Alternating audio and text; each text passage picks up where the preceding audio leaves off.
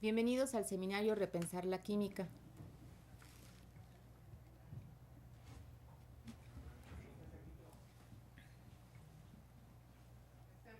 ¿Quieres que le presione yo?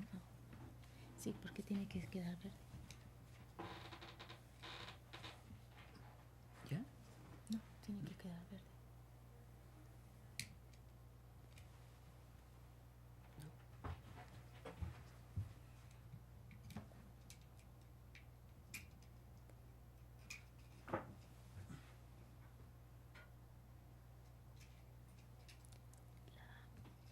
Ya pasaron la semblanza.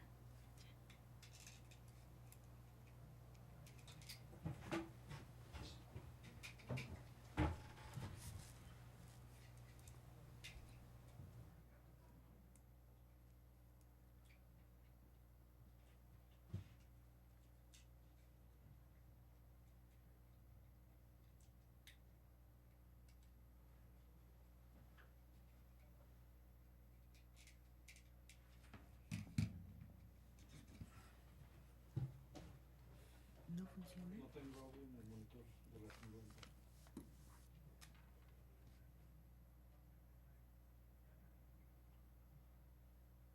Está en rojo. ¿Lo puedo poner en verde?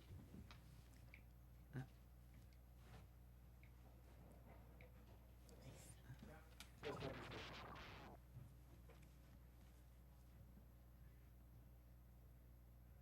Ahora sí. Bienvenidos a la sesión 16 del seminario Repensar la Química. En esta ocasión estaremos la maestra Kenia Zamora de la UNAM. Muchas gracias por venir. Al contrario, el gusto es mío. Con una servidora, Claudia Flores Estrada, del CECIT 5. En esta ocasión nos acompaña la maestra con un tema en especial, la maestra Silvia. Muchísimas gracias por venir. Al Silvia contrario, Bello, gracias. de la Facultad de Química de la Universidad Nacional Autónoma de México. En esta ocasión estaremos con el tema de el enlace químico, uno de los grandes logros de intelecto humano, una parte fundamental que nos permite a nosotros entender y aprender en química. Y nada sencillo, pues esta parte de información que hoy Silvia Bello nos informa es enfocado hacia los docentes para que nuestros estudiantes puedan tener una mayor información acerca de este tema. Gracias de verdad por venir. Ahorita ya nos pasaron la semblanza en donde nos permite conocer un poco más de profundidad a la maestra Silvia Bello, y de esta manera invitándolos también a poder participar, no solamente viendo esta videoconferencia interesante de por sí por el tema que hoy nos enfocamos, sino la información que nos presenta en el foro de la sesión 16 del seminario Repensar la Química. Para ello es importante que puedan observar la referencia que ella nos marca, la referencia principal y la que nos aporta hoy con el libro y el capítulo en especial, capítulo 6. Maestra. Bueno, muchas gracias y vamos a empezar con una pregunta de enlace y de los primeros conceptos, que es electronegatividad. Entonces, electronegatividad es una propiedad atómica que se expresa en moléculas y que nos dice per se que es el poder de atracción de los electrones cuando el átomo está enlazado. Y sin embargo, una concepción alternativa común es pensar que el par electrónico de enlace está más cerca del átomo más electronegativo, pero la propia definición así lo marca. Ahorita que un momento nada más tantito en la parte para que nos pueda responder lo que Kenia interesantemente nos ha preguntado, si nos permiten ver la semblanza, por favor. Ah, ok.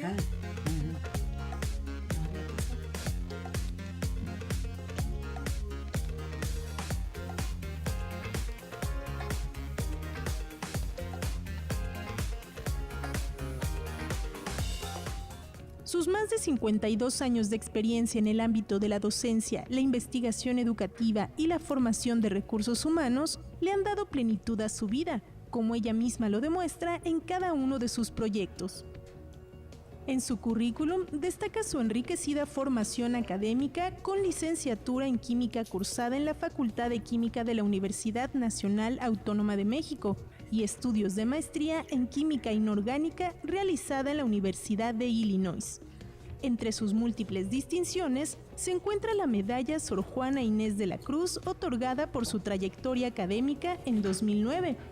Ha impartido más de 55 cursos de extensión académica, tanto en la Ciudad de México como en el interior de la República, a profesores de secundaria, bachillerato y licenciatura, mientras que a nivel internacional ha brindado 6 cursos, 3 en Guatemala, 2 en Ecuador y 1 en Argentina.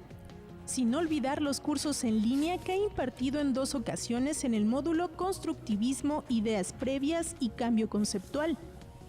A lo largo de su carrera, ha impartido 4 conferencias internacionales y a nivel nacional lleva 52 por parte de la UNAM.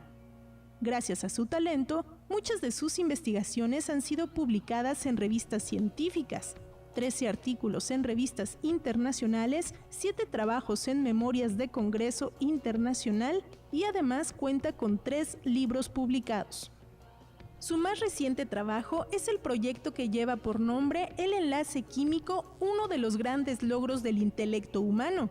Y para hablarnos de él, sin más rodeos y con mucha emoción, recibamos a la maestra Silvia Bello Garcés, quien nos contagiará esa pasión con la que realiza su trabajo en esta emisión de Repensar la Química. Bienvenida.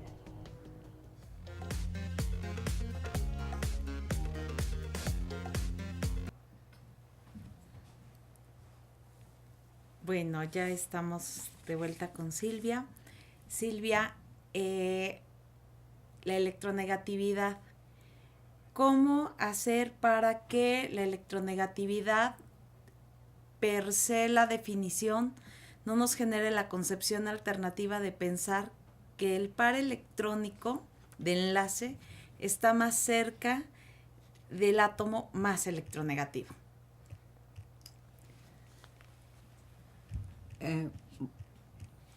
Antes que nada, antes de contestar tu pregunta, Kenia, o de tratar de contestar, porque no va a ser tan fácil contestarla, yo quiero agradecer, en primer lugar, a la vida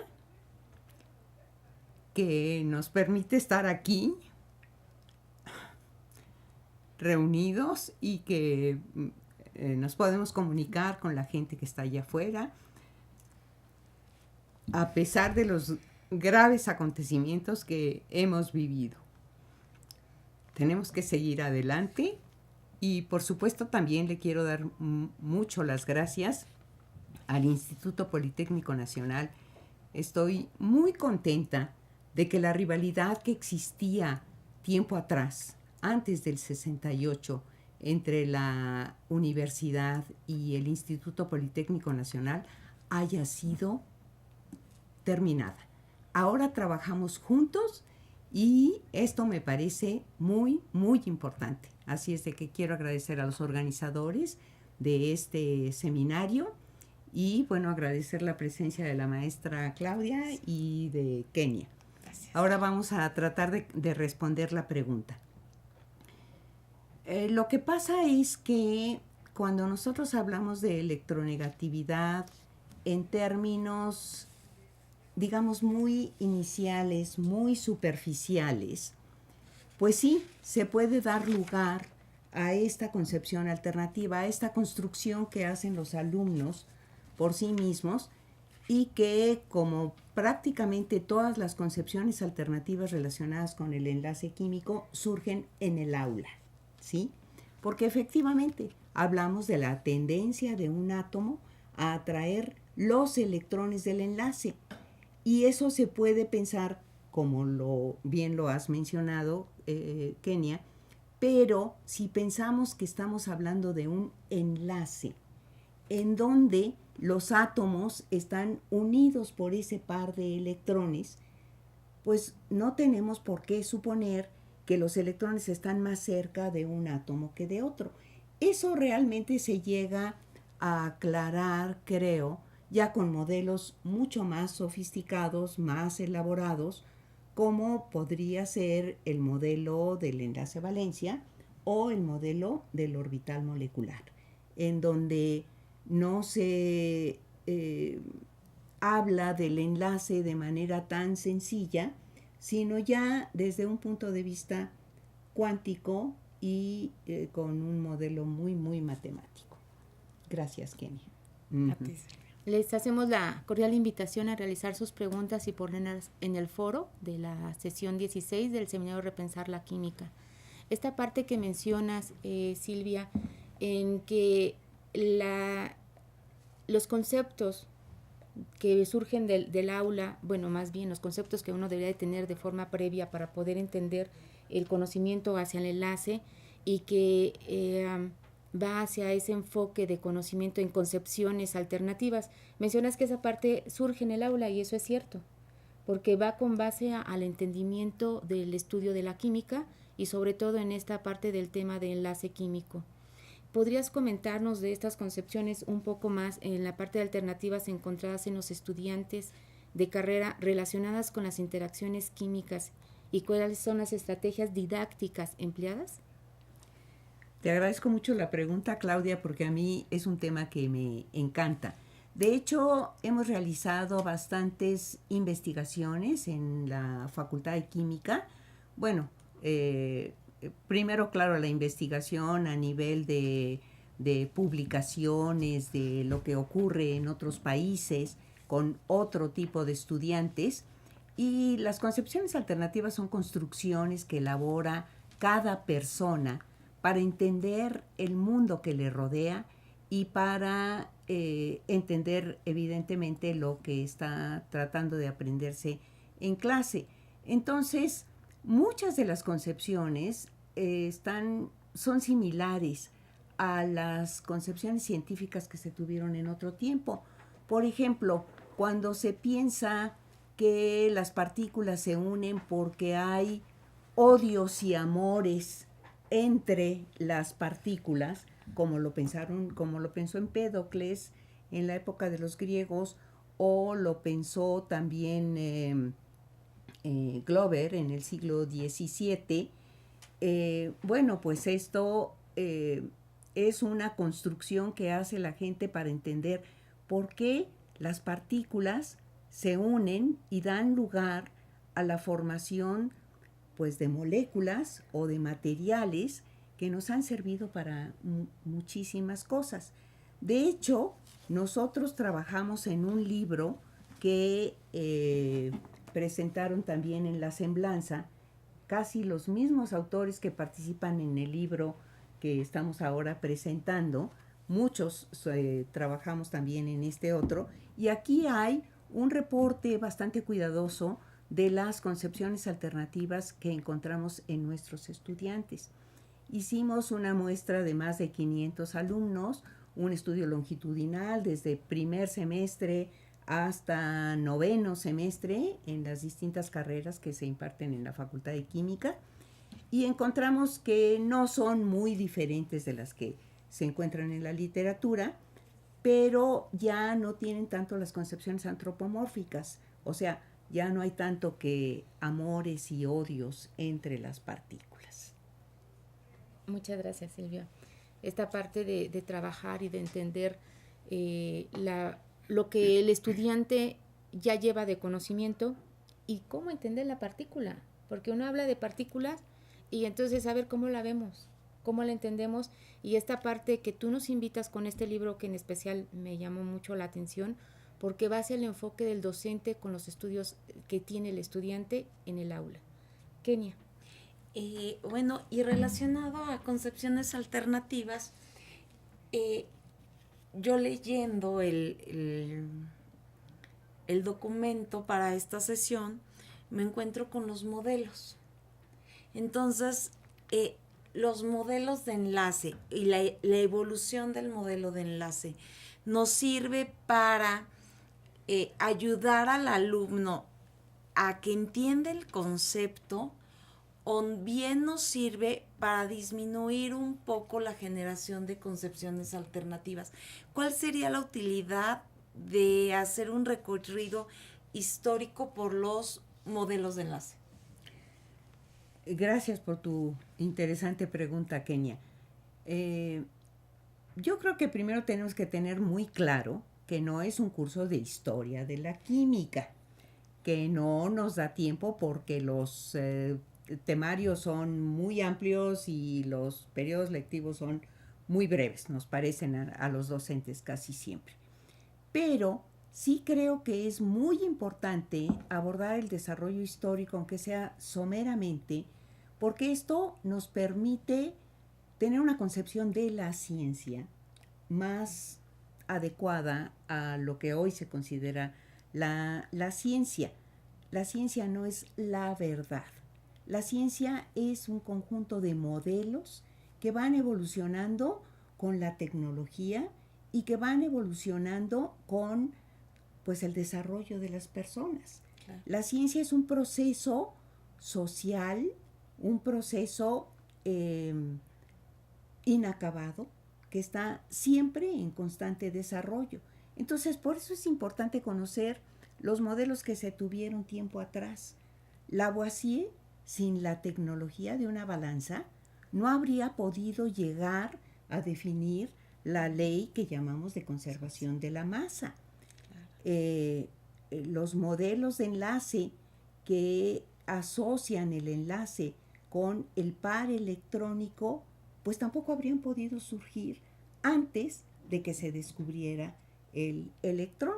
Entonces, por eso es importante, yo creo, conocer estas concepciones que se han ido construyendo con el desarrollo de la humanidad. Pero sí es muy importante distinguir que una cosa es el modelo y otra la realidad. Por eso hablamos del gran acierto de Werner en 1913 o incluso desde antes, desde 1890, en que él empezó a trabajar con sus estudiantes en el enlace químico, y él nos propone que el metano tiene que ser tetraédrico. Nos dicen, ¿es tetraédrico porque tiene hibridación SP3? No, ese es el modelo que nos permite explicar por qué el metano solamente tiene un derivado disustituido y no tiene dos, porque si tuviera dos tendría que ser plano y entonces reconoceríamos que hay posiciones no equivalentes, distintas en el cuadrado, ¿verdad? Y bueno, este conocimiento es muy, muy importante porque nos ha permitido transformar la materia. Gracias a este conocimiento de los modelos, es cierto, se crean nuevos modelos más complejos, más difíciles generalmente, pero que nos han dado esta capacidad casi como los dioses de transformar la materia. Y ahora tenemos 50 millones de sustancias que no existían naturalmente. Gracias. Muchas gracias, Silvia. Este análisis que tú nos enmarcas en especial y realzar a Werner, que casi en los libros, por ejemplo, de nivel medio superior, no todos están los demás modelos. Y sí es bien cierto esta parte de conocer cada uno de los modelos para poder entender un poco más con la comprensión de los conceptos que tú nos mencionas como elemento, materia, entre otros. Y esta parte de trabajarlo, cómo llegas a esta parte de cuatro sustancias. Mencionas, sí es cierto, la cantidad de sustancias que se tienen, sin embargo, eliges 4 sustancias en especial en esta parte que es la urea, el cloro de sodio, el azúcar y el carbonato de calcio. ¿Por qué es importante conocer la energía potencial de una sustancia y cómo se explica la curva, de Morse-Condon? Bueno, no sé si podríamos pasar la diapositiva número 14, por favor, que es donde tenemos la curva de Morse-Condon. Yo creo que esto, bueno, partimos de estas 4 sustancias blancas, cristalinas, que aparentemente son iguales. Si a mí me ponen en un vidrio de reloj un poquito de urea y un poco de sal, y de allí me dicen, escoge, ¿qué quieres ponerle a tu taco? Pues la verdad no sé. porque así nada más por la vista no podría yo decir cuál me conviene ponerle al taco. Y en cambio, si voy conociendo las propiedades de las sustancias, esto me parece que es un enfoque peculiar. Yo se lo agradezco al doctor Plinio Sosa, que fue quien nos enfocó en este sentido. Hay que partir de las propiedades de las sustancias, de sus energías, para poder llegar a proponer un modelo de enlace. No podemos tener certeza de cómo están enlazados los átomos de carbono con el nitrógeno, ni de cómo están enlazados los iones sodio con los iones cloruro, porque son modelos de enlace que usamos, pero partimos de las propiedades. Y este es un experimento que hacemos nosotros en la facultad y que nos lleva a dos cuestiones. Por un lado, el trabajar sobre las concepciones alternativas de que todas las sustancias iónicas son solubles en agua, por eso usamos el carbonato de calcio. Es una sustancia iónica, pero es insoluble en agua. Todas las sustancias iónicas son duras, todas las sustancias iónicas conducen la corriente eléctrica en disolución. Si el carbonato de calcio no se disuelve en el agua, pues ¿cómo vamos a suponer que va a conducir la corriente eléctrica? Esa no es una disolución, es una suspensión. Entonces, volviendo a la curva de Morse-Condon, aquí se ve que esta es una curva específica para la formación de la molécula de hidrógeno. Y podemos ver cómo, conforme los átomos se van acercando, va disminuyendo la energía potencial hasta que llega a un mínimo, y esa es la que llamamos energía de enlace. Si observamos, esa está en la parte negativa de la curva. Por lo tanto, eso implica desprendimiento de energía. Una de las concepciones alternativas que encontramos entre nuestros estudiantes es que cuando se rompe el enlace, se desprende energía. Pues esto es incorrecto. Y esta surge de que usamos los combustibles. Y entonces decimos, cuando se rompe la molécula de gasolina, tenemos, bueno, una de las moléculas de la gasolina, tenemos la generación de energía. Pero eso no es así. Esta generación de energía se da cuando se forman la molécula de CO2 y la molécula de agua. Un ejemplo de esto lo tenemos en este tipo de materiales. Aquí tengo en el interior una solución sobresaturada, que probablemente, lo más probable es que sea acetato de calcio. Entonces le presionamos este botón y vemos que empieza a solidificar. Y si lo tocas, Claudia, está bien caliente, ¿verdad? Caliente. Muy caliente. Esa es la energía del enlace al formar los cristales de acetato de calcio. Entonces aquí sí lo vemos físicamente, que mientras los iones andaban sueltos en la disolución, no tenían el mismo tipo de interacción ni el orden que tienen ahora en estos cristales, no estaba caliente. Ahora, en cambio, está muy caliente. No le voy a hacer propaganda a la marca de esta cuestión, pero se usa para combatir, para aminorar dolores articulares, por ejemplo. Entonces, sí es importante conocer que siempre que se forma una molécula o un cristal, hay desprendimiento de energía. Y para romperlo, le tenemos que dar energía. Muchas veces los alumnos piensan, esta es otra concepción alternativa importante, que si hervimos el agua o si fundimos cualquier material, estamos rompiendo los enlaces. No los estamos rompiendo, estamos tal vez haciéndolos más largos, quizá cambiando la distribución espacial de los enlaces, pero no hay cambio, lo que llamamos cambio químico, hay solamente un cambio físico. Y esto es una concepción alternativa que la encontramos incluso en alumnos de 9º semestre en nuestra facultad. Gracias. No, pues interesante la parte como nos muestras, sobre todo un ejemplo palpable y físico, como lo dices, para poder entender esta parte de conceptos que hoy se menciona. Muy interesante en el sentido de que uno como docente también poder llevar esa información hacia el estudiante y que el estudiante mismo pueda comprender qué está sucediendo en esta parte que uno diría de pasar de un estado al otro y con desprendimiento de calor. Además.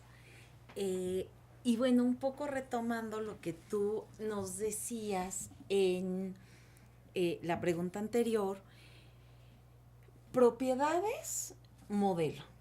Está bien, la realidad es que las sustancias tienen propiedades, pero la forma de explicar la existencia de esa sustancia es un modelo. Uh-huh. ¿Cómo hacer esta diferencia palpable en los alumnos? Justo para que no caigan en concepciones alternativas de que cualquier enlace iónico, materia con enlace iónico puede disolverse en agua, por ejemplo, ¿no? Entonces, ¿para dónde ir? ¿Para modelos o para propiedades? ¿Por dónde tendríamos como docentes que atacar esta concepción que se genera con facilidad? Sí, la verdad es que no es fácil. Nosotros en la facultad hacemos prácticas en este sentido, en particular una que diseñó la doctora Laura Gasque y que pretende, digamos que llevar al conflicto cognitivo, porque tenemos allí, por ejemplo, nitrato de potasio, que bueno, pues es un compuesto que decimos es un compuesto iónico. Yo creo que lo que deberíamos decir es un compuesto cuyas propiedades se explican mejor con un modelo de enlace iónico. Pero eso es muy largo y solemos ser flojos para hablar. Entonces, decimos, es un compuesto iónico. Pero, bueno, entonces lo que hacemos es, nitrato de potasio funde a una temperatura muy baja, como a 80 grados centígrados. Entonces, los alumnos dicen, ay, no, pues tiene que ser covalente porque si funde a tan baja temperatura, y luego miden la conductividad eléctrica de la disolución o de la sustancia fundida y ven que conduce. Y entonces es donde se supone que llega el conflicto cognitivo. Pero nos cuesta mucho trabajo desprendernos de nuestras concepciones alternativas. Los docentes también tenemos concepciones alternativas y como que preferimos ignorar eso, y a veces los alumnos dicen, la maestra quiere que le digas que, que no es cierto. Claro. Eso, díselo para que esté tranquila la maestra o el maestro. Pero en el fondo, dentro de mi corazoncito, yo sigo con mis concepciones alternativas atrincheradas. Claro. No es fácil. Entonces, habría que puntualizar. Sí, claro. Como docentes, puntualizar. Estar todo el tiempo insistiendo en esta cuestión de que la ciencia no tiene la verdad, sino que vamos trabajando, construyendo modelos que cada vez nos pueden acercar más a la realidad, pero hay quien dice que la realidad no existe. Así que, ¿qué hacemos? Y cada quien construye su propia realidad, cada quien construye, bueno, los modelos, por supuesto, desde su propia perspectiva, con sus conocimientos previos, con sus experiencias que se dan en el aula, en el laboratorio o en la vida cotidiana. Muchas gracias, Silvia. Esta parte que mencionas, conflicto cognitivo en química, ¿verdad? Hacia la parte de la realidad que conlleva hacia nuestra vida cotidiana y la parte de... Esta parte de alternar la parte teórica con la práctica, pues siempre la estamos manejando en química, ¿no? que la puedan entender la parte teórica. En este caso, por ejemplo, y de los modelos que has estado mencionando ya de alguna manera o abordando en la parte del capítulo, dice que, por ejemplo, el modelo del octeto de Lewis, cuando uno tiene que decir dentro de una sustancia cuál es el átomo y qué átomo es el que sería la parte central. Esta parte de trabajar tanto en la parte teórica hacia la parte ya aplicada. Pues yo creo que allí lo que les ayuda mucho a los alumnos es el uso correcto de la tabla periódica. No traje hoy una tabla periódica, pero es algo que llevo casi siempre a cualquier parte, porque si los alumnos entienden que hay una diferencia entre un átomo y otro, es una diferencia fundamentalmente energética. Esto hay que comprenderlo, porque muchas veces se piensa que, o se dice, incluso yo lo he encontrado en libros de texto de secundaria, es que el átomo de flúor es un átomo codicioso, se quiere quedar con los electrones de todos. Bueno, sí es una manera de decirlo, por supuesto, pero no hay que meter nuestras pasiones y nuestras motivaciones humanas a los pobres elementos químicos, ¿no? Pero entonces, si entendemos que el átomo está formado por un núcleo, por unos electrones, que no todos los electrones guardan la misma relación con el núcleo, porque hay unos que son los que llamamos de valencia, y si vemos en la tabla periódica podemos ver cuántos electrones de valencia tiene cada elemento, cuántos enlaces en consecuencia puede formar, y por qué un átomo lo podemos considerar el átomo central.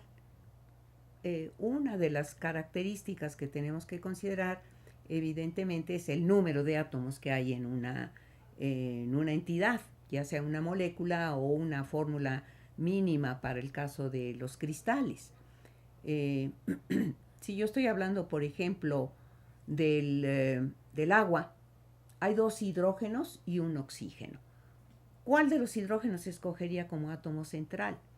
El hidrógeno solo tiene un electrón. Entonces, ¿cuántos enlaces puede formar? Pues 1.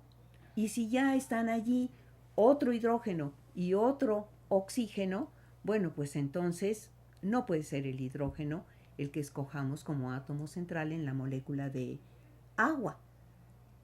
Hay otros casos que son un poquito más difíciles, porque, por ejemplo, si tenemos la fórmula del ácido hipocloroso, HClO, hay un hidrógeno, un cloro y un oxígeno. ¿Cuál escojo como átomo central? El que pueda formar el mayor número de enlaces.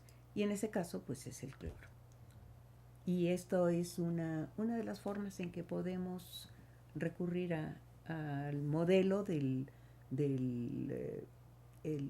pues el brillante modelo. Yo nunca entendí por qué a Lewis no le dieron jamás el premio Nobel de Química, y en cambio sí se lo dieron a Langmuir, que fue el promotor del modelo de Lewis. Pero bueno, así es esto de los premios Nobel. Bueno, y dentro de los premios Nobel, la importancia que esta tiene para poder entender y dar a entender a los estudiantes la estructura y cómo se va formando el enlace para que ellos lo puedan ver, que finalmente uno lo expresa en diferente forma, pero que ellos puedan comprender, ¿no? El electrón que tiene el hidrógeno y el que tiene el oxígeno, y el por qué se ponen en el átomo central, que esta parte nos has mencionado y trabajado. Y la importancia que tiene la tabla periódica, no solo aprendernosla. No, por favor, aprenderla de memoria, ¿no? No, sino las propiedades y por qué están en cada una de las familias, ¿no? Por decir. Kenia. Así es. Un poco, es muy común que los estudiantes aprendan que los compuestos iónicos se forman justo porque desconocen la magnitud de conocimiento que puede dar la tabla, pero ellos aprenden muy fácilmente que los extremos forman enlaces iónicos y que la parte de los no metales forma enlaces covalentes.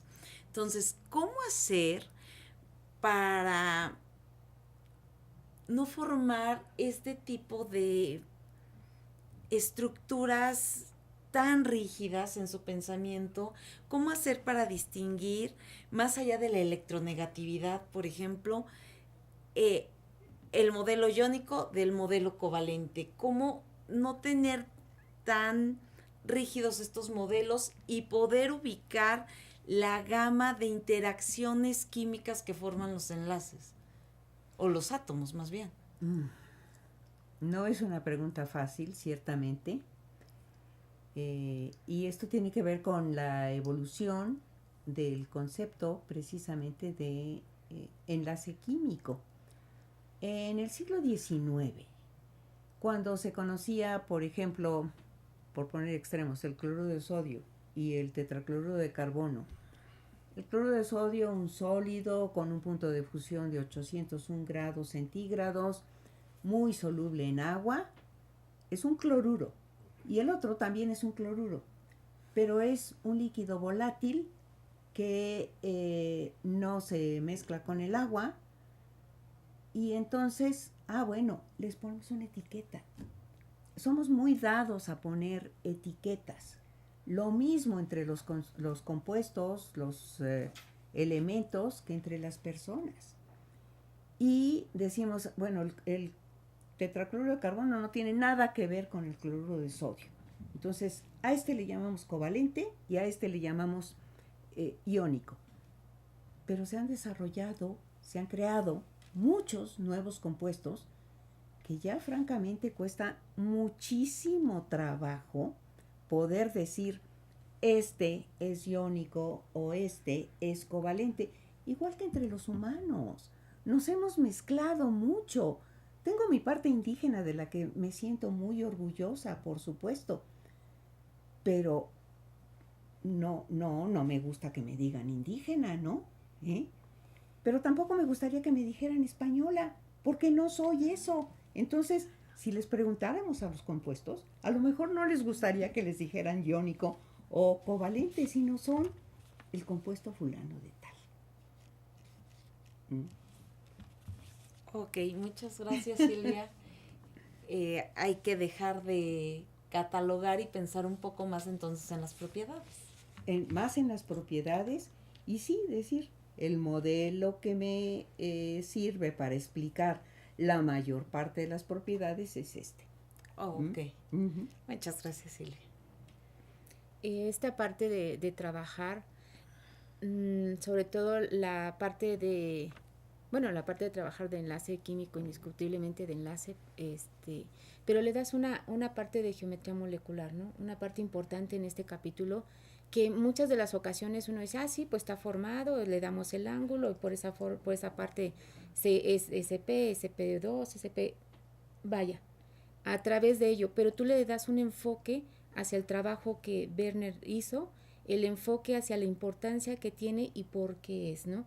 Estas actividades que tú nos vas mostrando uno a uno es para que los estudiantes vayan viendo qué tipo de enlace es. Esta parte de trabajarlo y de llevar la actividad con actividad, pues nos menciona demasiado en que ellos vayan viendo qué tipo de enlace, ir conociendo qué propiedades son las que tiene para poder realizar con estas 4 sustancias que eligiste y que nos mencionas, el de por qué se eligieron y cuál se usaríamos. Un ejemplo muy bonito que mencionaste, a tu taco, ¿qué le pondrías? Y yo creo que al final los chicos tendrían la respuesta. Sí, supongo que llegarían a la respuesta urea para nada. Urea es uno de nuestros grandes desechos, ¿verdad? En cambio la sal, pues es fundamental precisamente por los iones que la constituyen. Pero yo insisto, sí, las propiedades son la fuente, es como decir, vamos de la realidad a la formación de modelos. Por eso las propiedades son tan importantes. Aunque claro, las propiedades las vemos desde nuestra propia perspectiva.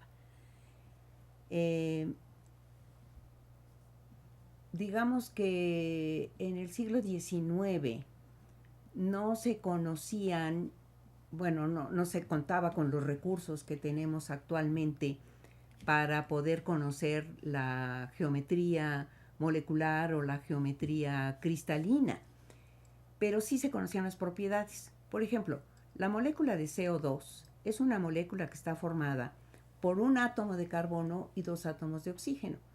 En cierto sentido se parece al agua, porque el agua tiene también un átomo de oxígeno y 2 átomos de hidrógeno. Sin embargo, el CO2 en el siglo XIX se consideraba un gas permanente. No se podía licuar. En cambio, en el caso del agua, pues la conocemos fundamentalmente líquida. ¿Qué es lo que hace la diferencia? La diferencia es la interacción que se da entre los átomos que constituyen la molécula, pero también las interacciones intermoleculares. La interacción que podemos tener de un átomo de oxígeno de una molécula con un átomo de hidrógeno de otra molécula. Entonces, las propiedades físicas, el punto de ebullición del agua, la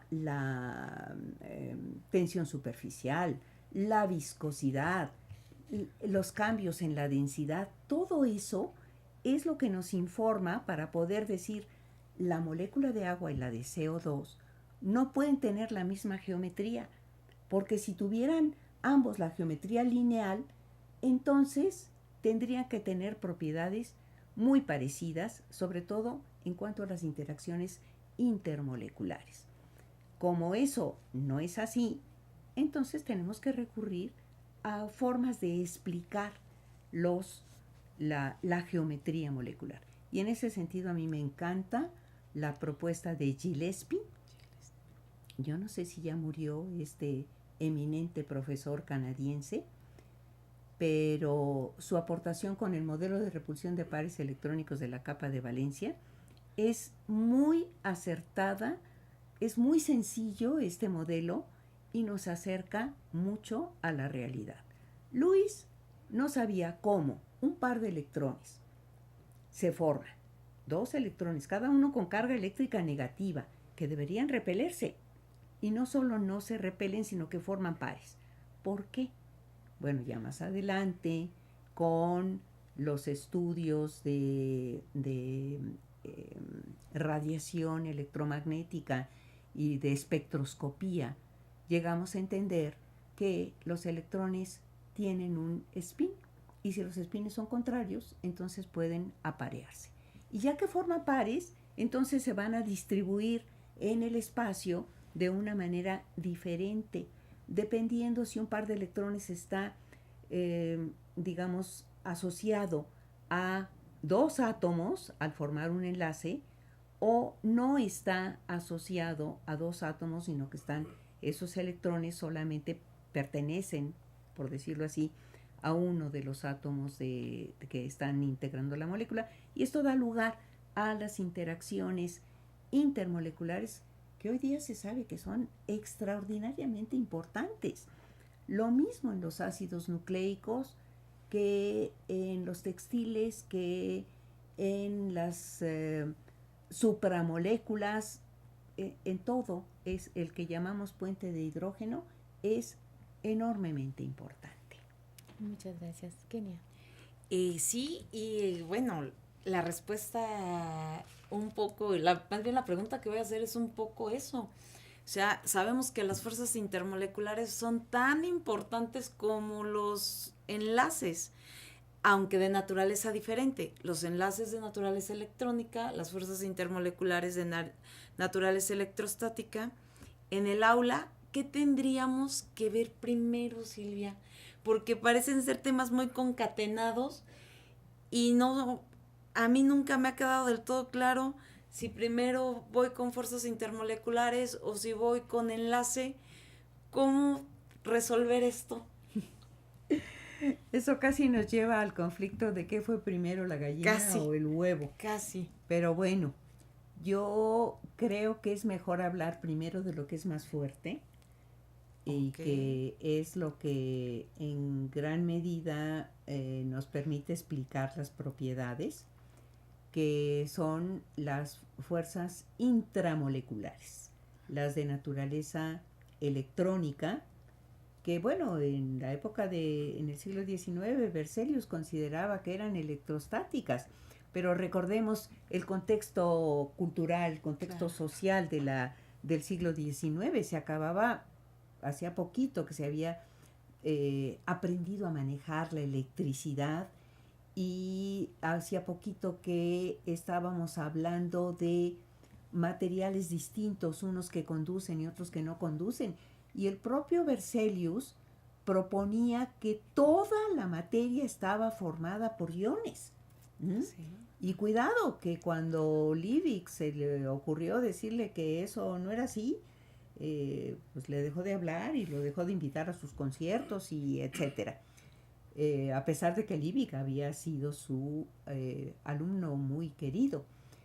Pero bueno, volviendo a este asunto, yo creo que primero tenemos que hablar de las fuerzas intramoleculares. No ignorar la parte electrostática, pero desde luego poniendo mucho énfasis en lo que actualmente conocemos, que es la parte que juega el electrón. A veces como que pensamos que todo el enlace tiene que ver solamente con los electrones. ¿Y los núcleos? Si no estuvieran allí los núcleos, Claro. no tendríamos esa atracción por los electrones, los Claro. propios electrones, los electrones de otros átomos y hasta los electrones de otras moléculas. Yo sí pienso que primero hay que abordar el enlace químico propiamente dicho, asociándolo mucho con las propiedades, pero sin dejar ignoradas las fuerzas intermoleculares, que son extremadamente importantes en las propiedades físicas, sobre todo en las propiedades físicas, sí, pero también en las químicas.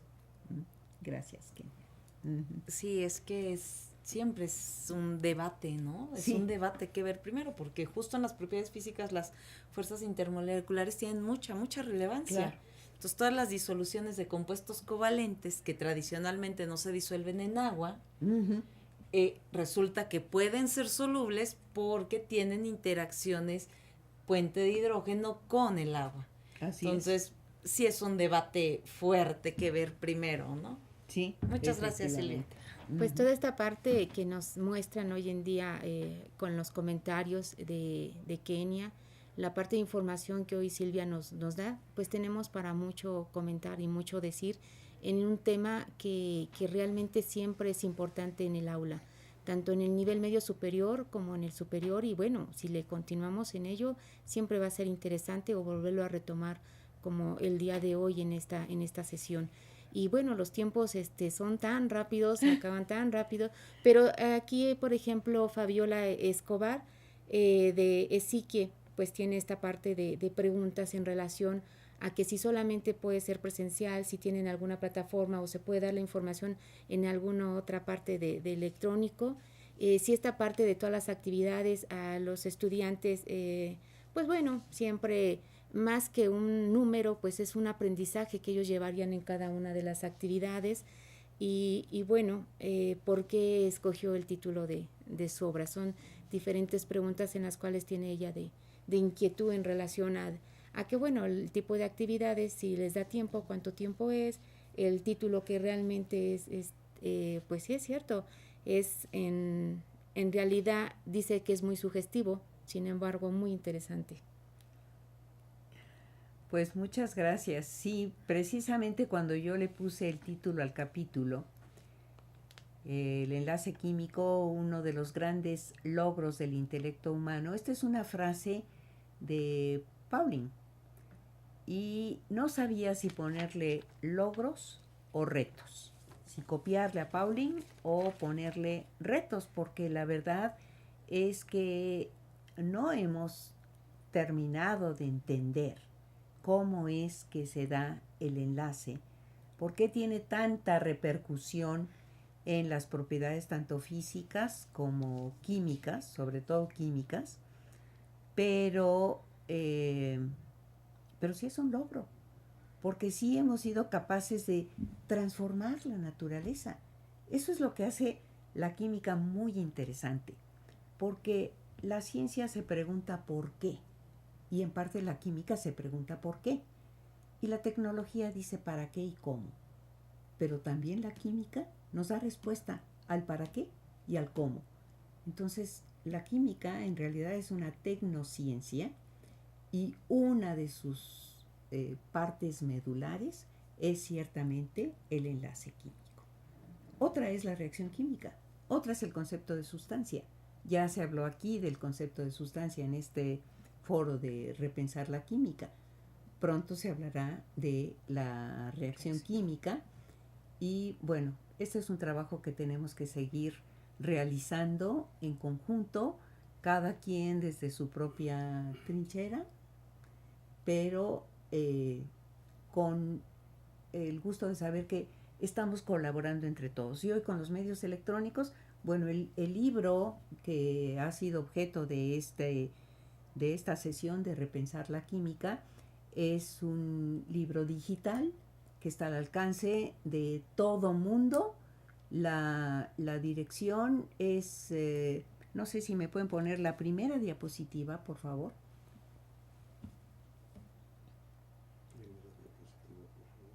Sí, ahí está la portada del libro y en la parte de abajo está la dirección electrónica donde ustedes lo pueden consultar. Es gratuito, no requiere pago alguno. Es quimica.unam.mx/CIEC, que son las siglas de Seminario de Investigación Educativa en Química, que es el grupo al que yo tengo el honor y el agrado de pertenecer. Muchas gracias. No, al contrario. Estas inquietudes que también tienen de no solamente la parte de información, que ya es con lo del libro que nos acabas ahorita de compartir con la liga. Por ejemplo, Macaria nos menciona que esta parte de describir o de entender las moléculas en tercera dimensión y que vaya más allá del pizarrón, no sé si tengas algún software o que permita poderles dar una explicación a los estudiantes o de qué forma lo podemos llevar.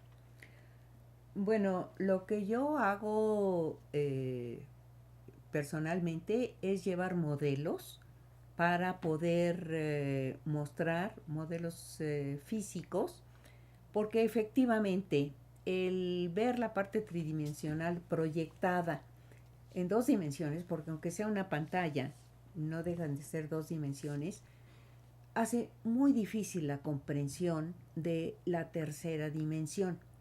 Sin embargo, con los modelos físicos o con los modelos que se pueden construir en el aula propiamente, es mucho más fácil llegar a entenderlos. Y precisamente en este libro tenemos un capítulo, el capítulo final, que se refiere justamente a actividades en clase, en el aula, en el laboratorio, que nos permiten llegar a profundizar un poquito más en estas concepciones del enlace químico. Hay una contribución muy importante de un grupo que conducía la maestra Pilar Montagut, que está expresado en el último capítulo del libro Hacia el cambio conceptual en el enlace químico. Y también tenemos, bueno, en la actualidad, gracias a Internet y a los medios cibernéticos, pues hay muchos videos en donde se pueden ver estas cosas. En el mismo capítulo del que estamos hablando, se mencionan varias ligas que hemos tenido cuidado de verificar que estén vigentes. Hay videos en YouTube que muestran muy claramente, por ejemplo, hay uno donde las moléculas danzan para mostrar el modelo de repulsión de pares electrónicos de la capa de valencia, y hay, bueno, una enorme cantidad, claro, con mucho cuidado, porque hay que recordar que en Internet no hay arbitraje y que todo mundo puede publicar lo que sea. Y de pronto yo he visto que mis alumnos dicen, en Internet encontré que el sodio no reacciona con agua. Ah, bueno, vamos a traer un pedacito de sodio y vamos a ponerle agua. A ver si reacciona o no reacciona. Y cuando ven que explota, es que en internet decía, sí, ojo, en internet se vale de todo. Pero las páginas de las universidades, de los institutos tecnológicos como el Politécnico, etcétera, son confiables. Esas sí tienen un arbitraje interno y vale la pena revisarlas.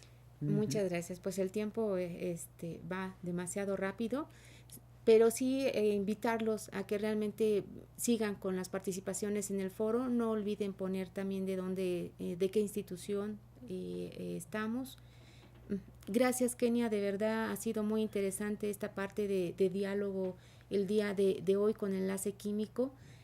Gracias de verdad, la participación también de Silvia, con toda esta gran información que hoy nos dejas y con la información que también está en la página, en la sesión del seminario de Repensar la Química, sesión 16. Y bueno, invitarte a que si nos puedes dar las respuestas en el foro. Así como no, con en el mucho foro gusto. Para continuar. Claro que sí, participaré en el foro con mucho gusto. Y bueno, agradeciendo a todos por esta gran participación e invitarlos de esta manera a continuar con la sesión también del seminario de Repensar la Química, pero no sin antes invitarlos a la siguiente semana, que es el seminario de Repensar las Matemáticas, donde llegamos a la sesión 100. Esta parte importante de poderla trabajar y poder continuar con estos estudios que se tienen tanto en matemáticas como en esta ocasión en química, y una invitación más al coloquio. Esta parte del coloquio donde todos los repensares se conjuntan para poder expresar tanto quienes seguimos a través de estas sesiones en química, en matemáticas, en filosofía, en economía, entre otras, para poder trabajar y conjuntar todavía más información de cada uno de nosotros y poder conocer estas partes de trabajo, no solamente de nosotros los docentes, sino también de nuestros investigadores y viceversa. Muchísimas gracias, maestra, muchísimas gracias. De que, al contrario, un placer y un honor. Sí, muchas gracias a todos los que nos hacen favor de permitir que se realice este trabajo, a la gente que está detrás de las cámaras, a todos los que están manejando la parafernalia de la transmisión, y gracias a los que nos acompañaron desde lejos.